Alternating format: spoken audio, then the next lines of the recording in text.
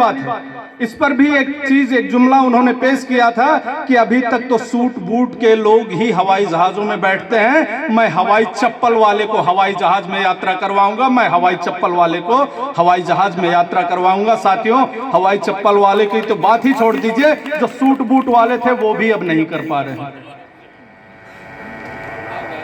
हमसे पूछा जाता था कि नहरों में पानी आया कि नहीं, जनता से बुलवाया जाता था कि नहीं।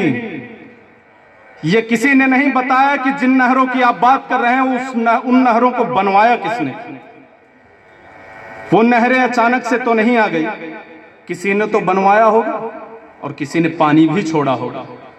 लेकिन बड़े बड़े जुमले करके ये हमारे बीच में आए, हमारी संपत्तियों का नुकसान किया, जो सरकारी संपदा थी उसको बेचने का काम किया। बीते दिनों वर्ष 2020, वर्ष 2021, 2 सालों से देश कोरोना की एक बड़ी महामारी से झेल रहा है।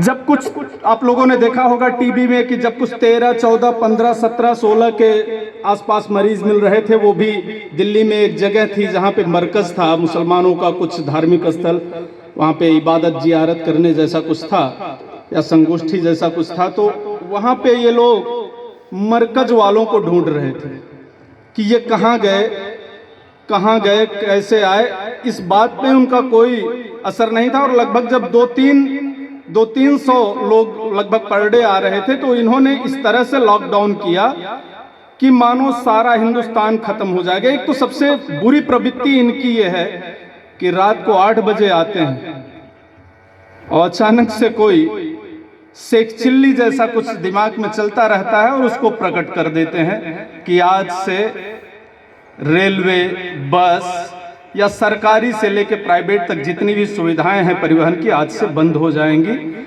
किसी के पास मान लीजिए कि आज ही चावल या गेहूं खत्म हो गया और अगर आपने सब ठप कर दिया है, दुकानें बंद हो जाएंगी, तो वो कल कैसे खाना खाएगा। बिना प्री प्लान के, बिना स्ट्रेटजी बनाए हुए ये अचानक से निर्णय ले लेते हैं। हमारे हजारों लोग दूर देश में फंसे हुए थे, बहुत सारे लोग पैदल चल के आए, बहुत सारे लोग साइकिल से चल के आए, बहुत सारे बच्चे मैंने देखा कि ट्रॉली बैग जो होता है उस पे सर लटका करके बच्चे चल रहे थे और उनकी माँ या उनके पिताजी ट्रॉली बैग लेकर के चल रहे थे। 1400 किलोमीटर, 1600 किलोमीटर चल के आए। लेकिन ये असंवेदनशील सरकार, इतनी असंवेदनशील सरकार है कि इसको ये दिखा नहीं कि दुनिया कितनी तकलीफ में है, हिंदुस्तान और उनके लोग कितने तकलीफ में हैं। लगभग